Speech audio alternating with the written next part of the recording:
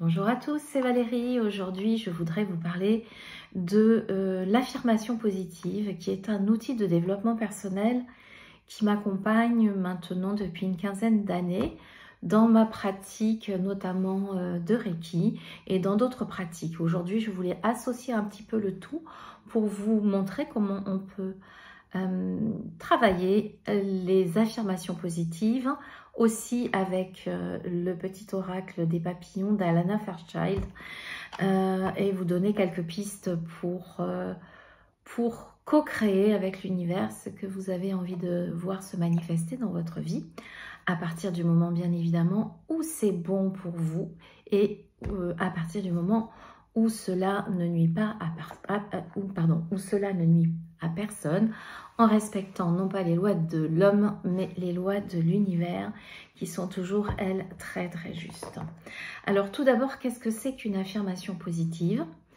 Une affirmation positive, c'est l'expression juste de votre intention. Et ça a beaucoup d'importance d'exprimer avec justesse ce que l'on a envie de manifester dans sa vie. Parce que souvent, on a une idée de ce qu'on veut, mais on ne sait pas l'exprimer clairement.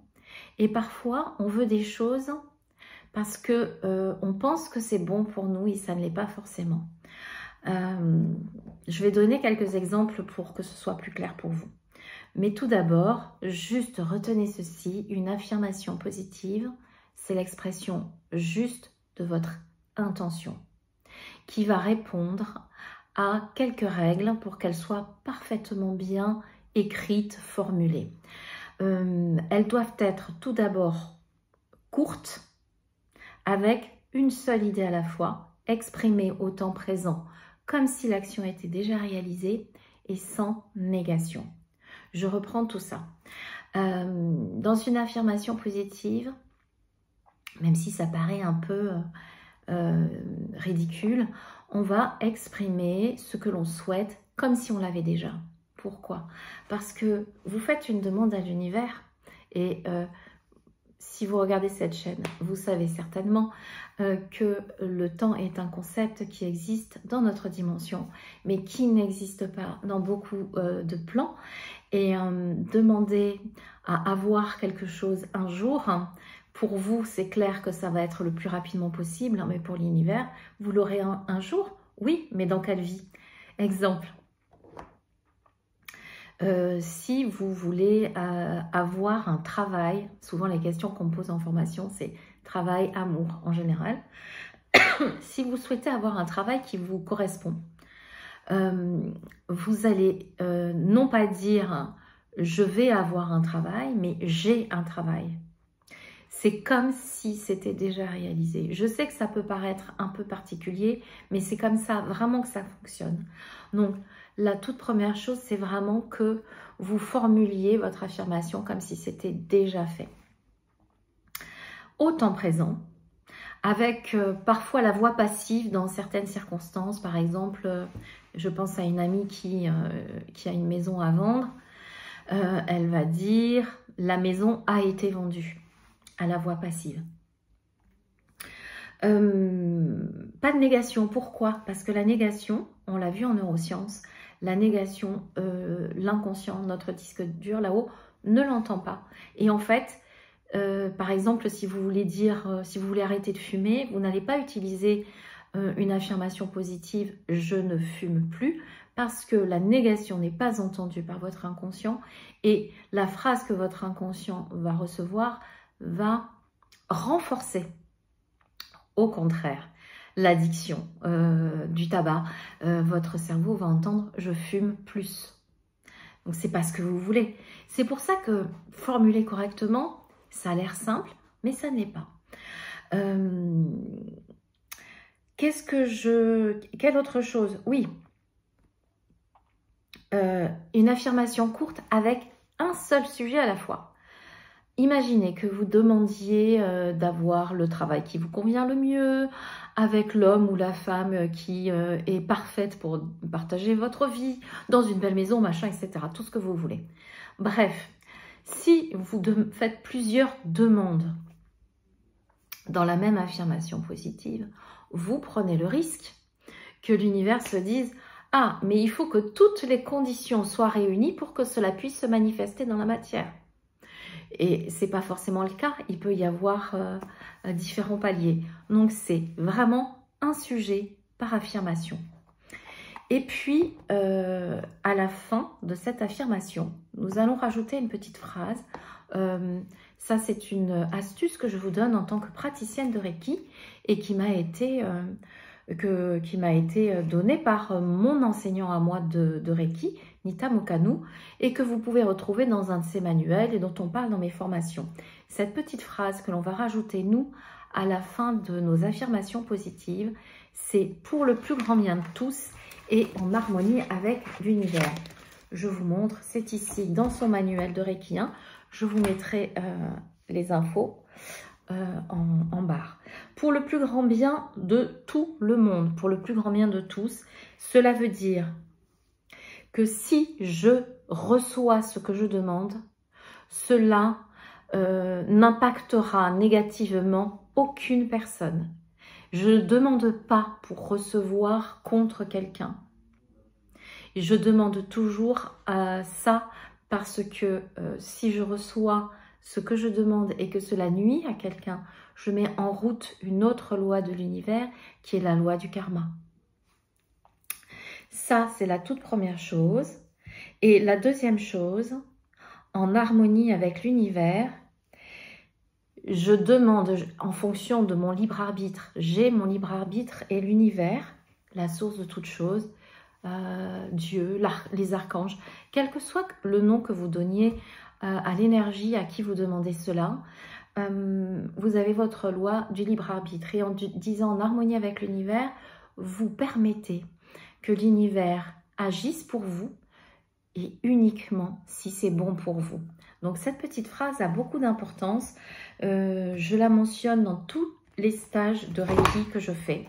Et particulièrement dans mon stage de... Oups, il y a mon adresse. Dans mon stage de Reiki 1. Et à partir du 2e degré de Reiki, on peut même les travailler à distance en les renforçant avec un cristal de quartz. Voilà pour les affirmations positives. J'espère que c'est un outil qui va vous accompagner pour votre plus grand bien. Et j'ai conscience que c'est pas toujours facile de créer ses propres affirmations positives. Je m'en rends bien compte en stage où c'est le moment où je suis assaillie de questions. Mais quelle est la bonne formulation pour? Quelle est la bonne formulation pour? Et j'ai bien conscience, vraiment, que c'est pas facile. Cela demande, comme toute chose, de la pratique. Alors aujourd'hui, j'ai eu l'idée d'associer ce petit oracle d'Alana Fairchild. Vous connaissez mon goût pour les cartes. J'aime beaucoup le travail que propose Alana Fairchild dans ses oracles. Et celui-ci est assez particulier. Il ne ressemble pas au travail qu'elle fait habituellement. C'est le message des papillons. Il n'y a pas de petit guidebook. C'est un oracle qu'on trouve aux éditions Très Daniel pour 22,90 €, qui est tout petit dans une boîte cloche. Vous voyez, un oracle d'Alana Fairchild, normalement, c'est cette taille. Là, ce sont des petites cartes qui sont super mignonnes, super pratiques. Il n'y a pas de guidebook parce que le message est formulé au dos de chaque carte qui représente un papillon sous la forme d'une affirmation positive. Alors, je vous invite à regarder comment cela se passe. Vous allez voir qu'on peut associer les deux. Vous avez des papillons qui ont été dessinés par une artiste qui s'appelle... je ne sais pas, ça n'est pas mentionné à propos de l'auteur. Merci à Julie Chetkouti. Voilà, j'aime bien mentionner les artistes, c'est important. Donc ces cartes, elles sont de bonne qualité, elles sont super belles. Le papillon, c'est vraiment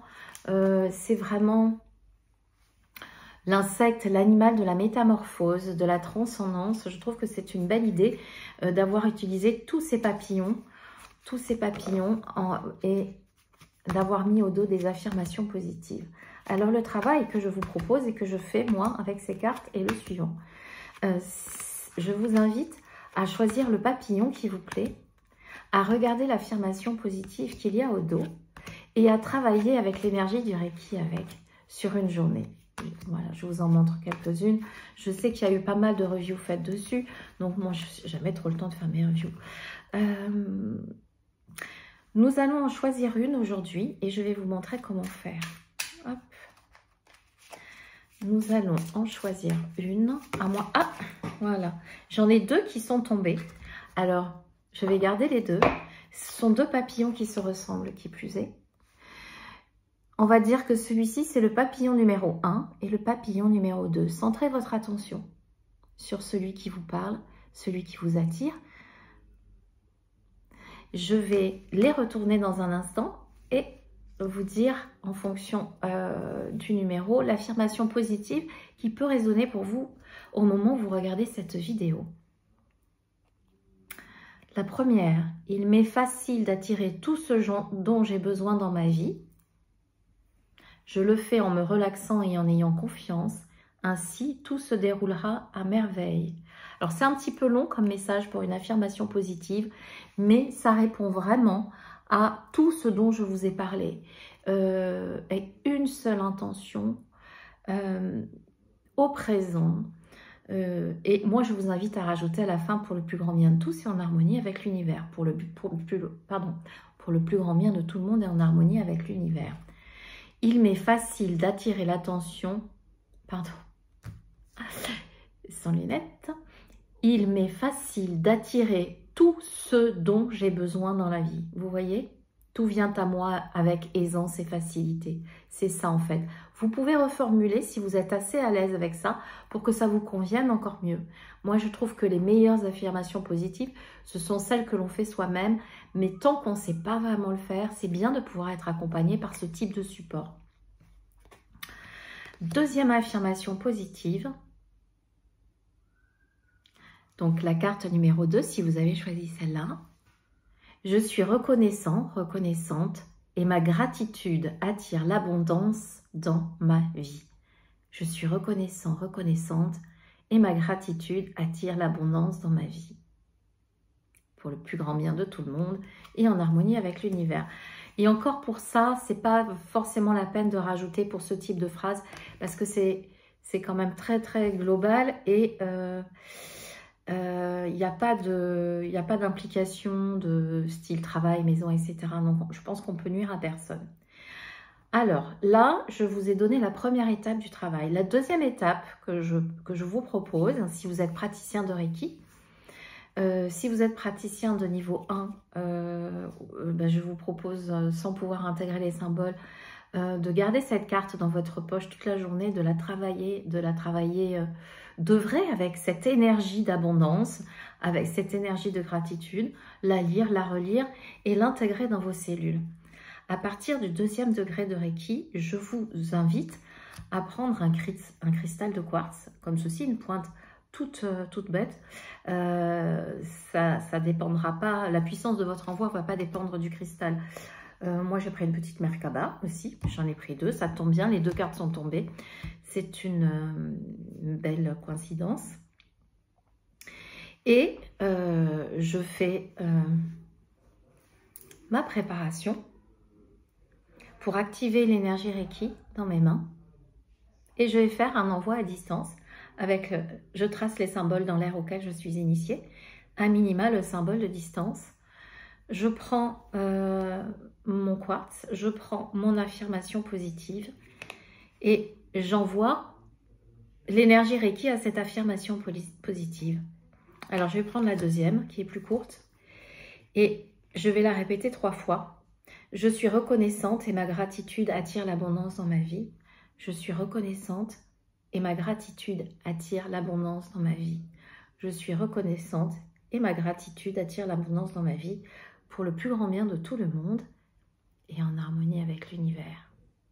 Ensuite, j'envoie, je transmets l'énergie Reiki qui passe. Je suis juste un canal. J'ai ouvert le tuyau. Je transmets l'énergie Reiki à moi-même pendant le temps nécessaire où je sens que le cristal se charge. Et quand je sens que le cristal est chargé, je coupe la connexion. Et voilà ce que je fais. Moi, je prends ceci.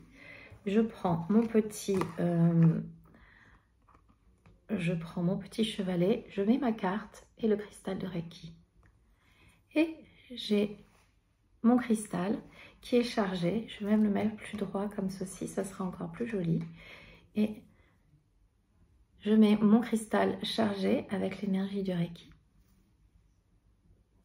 qui va envoyer du Reiki à l'affirmation positive pour ma vie. Il y a du monde à la maison. Bon, pendant minimum 24 heures.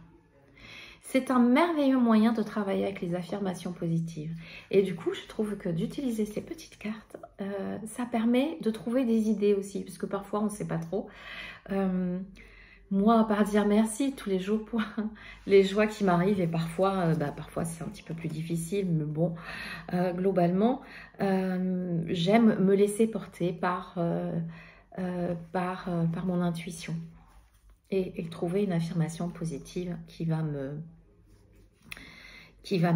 parler. Vous voyez, il y en a une qui est au fond de mon cœur, je sais que de bonnes choses viennent à ma rencontre. Au fond de mon cœur, je le sais. Voilà les amis. C'était une petite vidéo qui mêle à la fois ma passion pour les cartes, ma passion pour l'énergie, le travail avec le Reiki. J'espère que ça vous aura plu. Ça fait longtemps que je ne l'ai pas demandé. J'ai besoin d'abonnés parce que je voudrais créer une communauté. Je ne peux pas le faire tout de suite parce que j'en ai pas assez.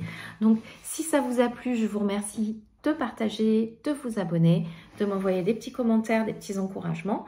Je vous dis à très bientôt. Je vous embrasse très fort. Au revoir.